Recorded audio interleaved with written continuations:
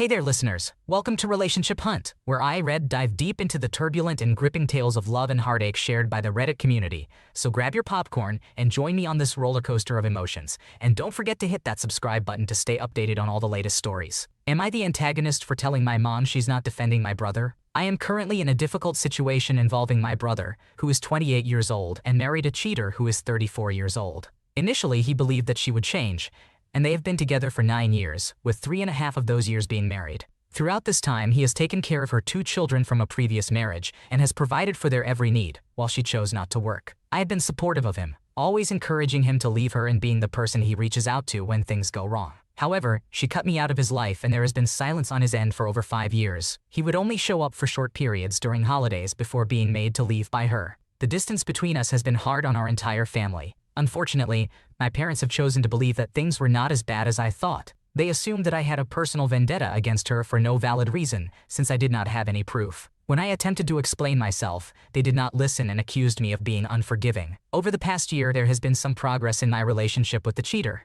We were able to be in the same room and act civilly during family gatherings. However, I remained vigilant as I noticed suspicious signs that no one else wanted to acknowledge. I took mental notes and waited patiently. During the last 2 years, they have been saving money to buy a home and chose to live with my parents to reduce expenses. Over time, my mom and the cheater grew close, and since my brother is a truck driver, my mom spent more time with the cheater and her kids than my brother did. Last week, everything came crashing down once again. This time, my brother could no longer ignore the evidence and decided it was finally time to end things. He told me all the details, which were apparently more than he shared with our mom. He caught her lying with receipts, proving that she was still involved with her ex-husband, and even made the kids lie about it. When she filed for divorce, my mom assumed it was a mutual decision based on the issues they had been facing for a while. She claims that my brother did not mention any cheating to her directly. Despite the circumstances, my mom continues to talk to the cheater in a cordial manner, believing that since my brother did not directly inform her about the cheating, I must be lying and assuming the worst. She argues that she knows the cheater better than I do since they live together, and that the cheater despises her ex-husband. However, I pointed out that if she truly despised him, why are she and the kids currently living with him? My mom is now accusing me of fabricating the whole situation, and I told her that by choosing to support the cheater over her own son, she is causing pain. I also advised her not to share her doubts with my brother. She insists that both parties are to blame for the failed relationship, and I am furious, stating that being cheated on is never justified. That's why the relationship ended. Our argument escalated when she accused me of being unforgiving and lying. In response, I hung up on her after telling her to call my brother. So, am I the asshole? It sounds like you have been supportive of your brother and have always had his best interests at heart. It's understandable that you would be frustrated with your mom for not believing you and choosing to remain close with the cheater. Cheating is a breach of trust and a hurtful act, and it's not fair for your mom to blame your brother for the relationship ending. No one deserves to be cheated on, and it's important to support your brother through this difficult time. It may be helpful to have a calm conversation with your mom, explaining your perspective and how her actions are affecting you and your relationship with her. Hopefully, she will come to realize that supporting your brother should be the priority at this time. Am I overreacting in this situation with my husband? Hi everyone, I am a 25-year-old woman married to my 28-year-old husband. We have been married for 1.5 years, and together for 5.5 years. Generally, things are going well. I am relatively happy, and he says he is too. However, there is an issue when he becomes angry. He can be hurtful. He tends to offer a half-hearted apology. I'll give an example. While it doesn't happen frequently, it is undeniably painful when it does. I am starting to feel some resentment, and I'm not sure how to overcome it. I've established a boundary that if he does it again,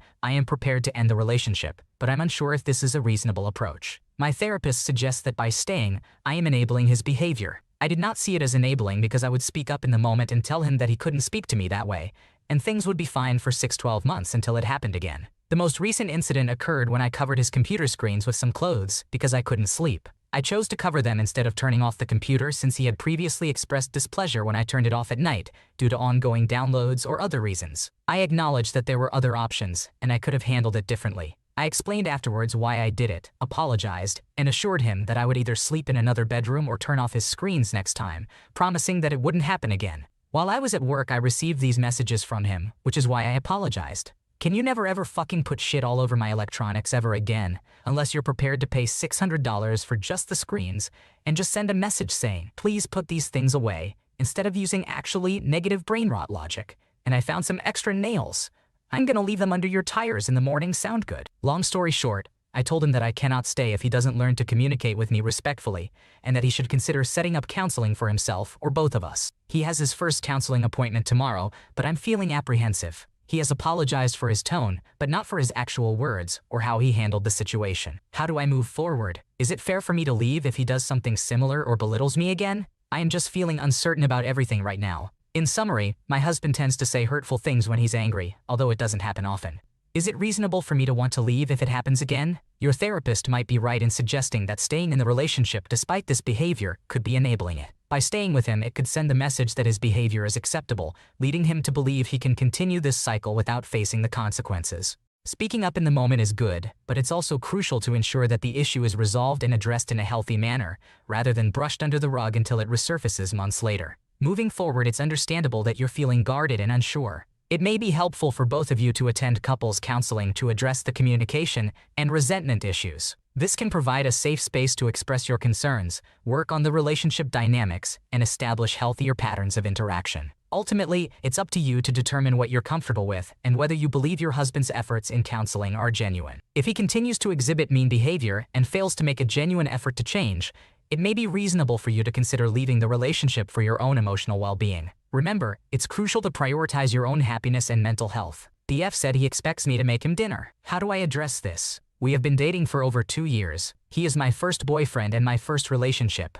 He has had more relationships in the past due to his age. I am his 5th girlfriend, and he has had multiple casual encounters. He works full-time, while I work part-time and attend college, focusing on studying for the LSAT. He earns twice as much as me, making approximately $3,700 $4,000 per month by working 40-50 hours a week. On the other hand, I earn only $800 $1,000 per month by working 18-30 hours a week, depending on the week, and making $10 per hour. Our financial situation and experience gaps sometimes create an imbalance in our relationship. Before we started dating, he knew I was in school and expressed that he was fine with it. I informed him that I cannot work full-time and maintain good grades, although some students can. It doesn't work for me. I have tried working 25 hours, but my grades suffer. Initially, he agreed and said he would cover most of our expenses. However, over the past 2 years, he has frequently mentioned that he pays for everything. While it isn't entirely true, our expenses are usually split 70-30 in favor of him. To compensate for this, I clean on a daily basis and cook dinner for him about 4 times a week. Last night, he came home and questioned why dinner wasn't ready. I explained that I was trying to sleep early to adjust my sleep schedule before starting morning classes. I usually stay up until 11 or 12 waiting for him and end up going to bed at 1 or 2. He responded by saying the least I could do is make him a nice hot meal since he covers all my expenses. Maybe I am mistaken, but I found his manner of speaking to be unpleasant and demanding. I attempted to explain my point of view, but he insisted that as his girlfriend, it is my duty to cook for him since he pays all the bills. I understand his perspective, but I do cook for him and contribute to the bills as much as I can. I pay around 30% of the rent, all the utilities, Wi-Fi, and we split the grocery costs. However, his comment has made me dread cooking dinner tonight because it now feels like an obligation to keep a roof over my head, rather than something I do out of enjoyment. December was financially challenging for me. My work reduced everyone's hours, and my boyfriend had to step up and pay the utility bill. We have experienced similar months before, and whenever I face financial difficulties, he does help cover expenses. However, he always brings up how he pays for everything and implies that I am simply freeloading. I believe this is unfair. I never mention how he neglects household chores and fails to place his bowls in the sink. I don't even point out that I contribute to some of the bills. It seems like he now views our relationship in transactional terms. I fear that my financial situation will constantly be used against me until I graduate and find a full-time job. He often talks about how he cannot wait for the day I work full-time, so he can use me as I am currently using him. I am doing my best, truly. Even if I worked full-time, I still wouldn't earn as much as he does. He knew this when we started dating, and if I had known that this financial issue would be a daily struggle in our relationship, I might have reconsidered being with him. How can I make him understand that I cannot split expenses 50-50 with him? Alternatively, how can I discuss our finances with him? It's important to have a conversation with your boyfriend about the dynamics and expectations in your relationship, specifically regarding finances and household chores. Firstly, express your feelings to him about his comments regarding paying for everything and how it makes you feel. Let him know that his words come across as demanding and that it's not fair for him to expect you to make dinner every night just because he contributes more financially. Emphasize that you already contribute to the bills, groceries, and other expenses, and that you also contribute in other ways like cleaning and cooking several times a week. It's crucial to communicate your limitations and the fact that you are focused on your studies currently. Assure him that you understand he may have different expectations, but it's important for you to prioritize your education and manage your workload effectively. When discussing finances, suggest a more balanced approach that takes into consideration both of your incomes and the time constraints you have due to school. Propose a fair split of expenses that works for both of you, considering your respective earnings and commitments. It's essential to have an open and honest conversation about what you can realistically contribute financially, while maintaining a healthy balance with your studies. Additionally, talk about the household chores and express your concerns about him not contributing equally. Explain that you'd appreciate it if he could take responsibility for certain tasks around the house to help alleviate some of the burden on you. Overall, the key to resolving this issue is open and honest communication. Make sure to express your feelings and concerns clearly, while also being empathetic to his perspective. Seek a compromise that respects both of your situations and prioritize the balance between your studies, work, and relationship. Would I be the antagonist to the family memorial event for the anniversary of my step-grandfather's passing? When I was 4 years old, my mother started dating my stepfather. They got married when I was 6 years old. I am now 21. I didn't have a relationship with my biological father, and my stepfather is who I consider to be my dad. I have 3 younger siblings from my mom and stepdad, and my dad has always treated us equally. This also extended to my relationship with my dad's family. I grew up considering his parents as my grandparents, his siblings as my aunts and uncle, and their children as my cousins. I always thought we were all one big family. Last year, my grandfather passed away. When his will was read, it was revealed that he had set up trusts for all of his grandchildren to pay for college and receive the rest at 25. However, he didn't include me, as his lawyer explained that he specifically intended to only provide for blood relatives. Discovering that my grandfather never saw me as part of the family was incredibly hurtful, and it felt like losing him all over again. My dad was furious. My aunts, uncle, and grandmother tried to justify and defend his decision, with one of my aunts even referring to real family. Over the next few months, I realized that the extended family I thought I was close to actually considered me an outsider. My dad used his inheritance to pay for my college tuition. I initially didn't want to accept it since it came from my grandfather, but my dad insisted. However, this whole situation has greatly affected my relationship with my grandmother, and I'm not even sure if I still consider her my grandma. I believe my grandfather made it clear how he viewed me through his will, and everyone who supports him agrees. There have been attempts at apologies and conversations with me over the past couple of months, but honestly, I cannot forgive my dad's family, and I can never forget what was said.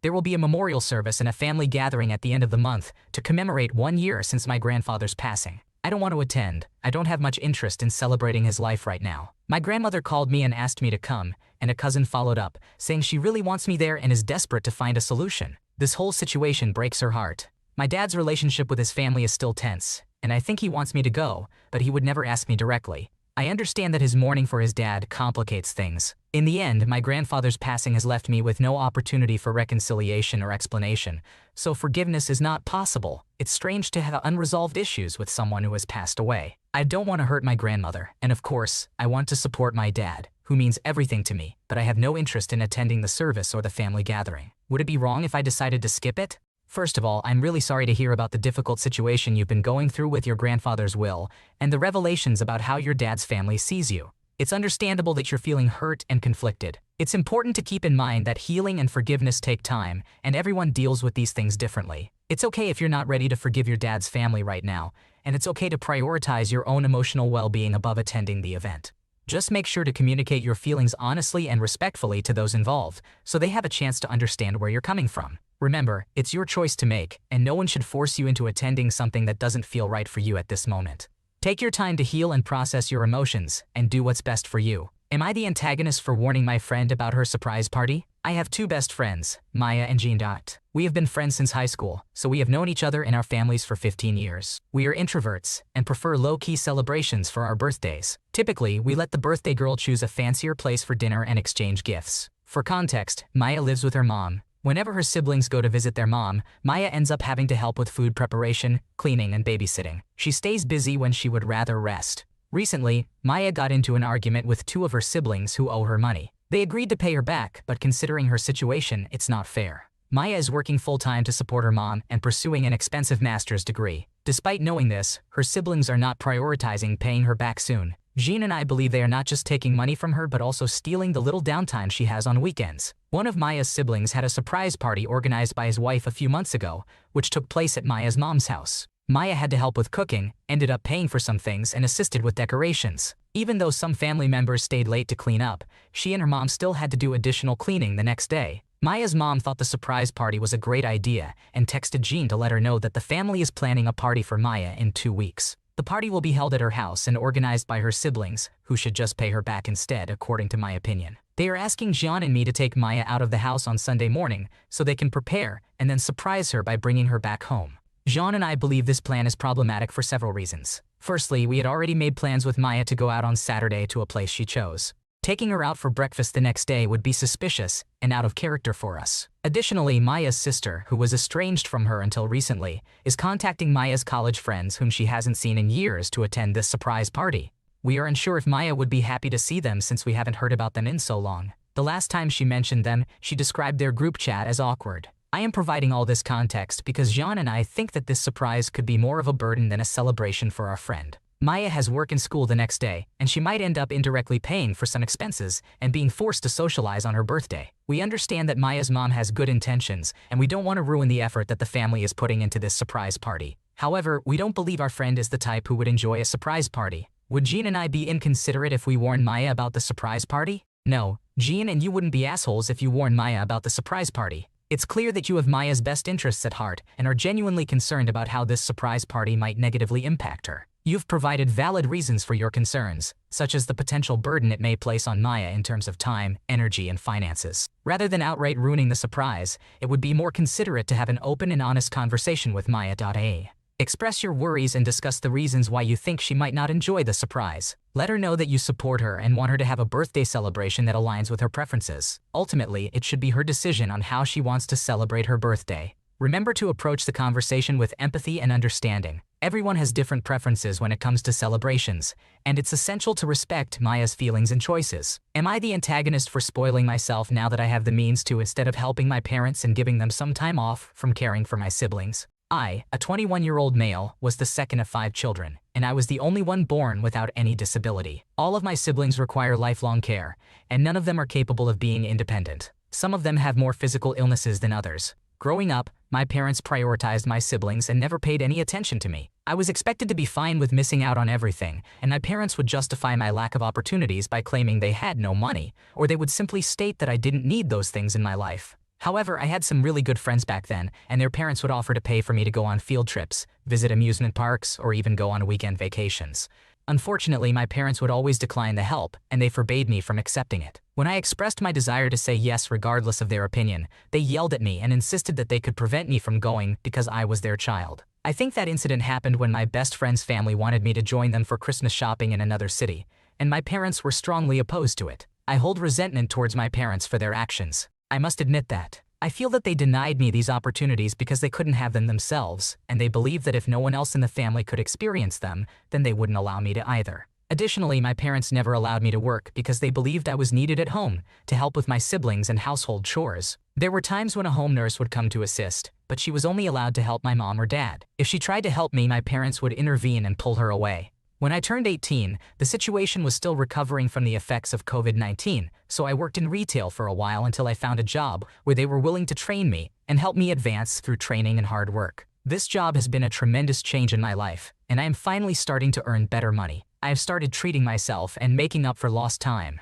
I even bought myself a PS5 for my 21st birthday and went on a few affordable vacations with my friends. I am finally taking care of myself. Word got to my parents about my life through their friends who see my posts on social media. However, instead of being happy for me, they criticized me for neglecting my family while I indulge myself like a king, quoting my mom directly. They claimed that I should use what I have to help my family and give them a break, as their lives revolve entirely around working and taking care of my siblings without any downtime. They accused me of projecting my childhood resentment onto them, which they believed was unfair because they did their best when dealing with challenges I could never understand. So, am I the asshole? It is completely understandable for you to feel resentment towards your parents for neglecting your emotional and social needs while prioritizing your siblings with disabilities. It is not fair for them to expect you to sacrifice your own opportunities and experiences for the sake of the family. Your parents had a responsibility to provide you with a balanced upbringing, which includes allowing you to pursue your own interests and spending time with friends. They can't expect you to put your life on hold indefinitely for your siblings' care.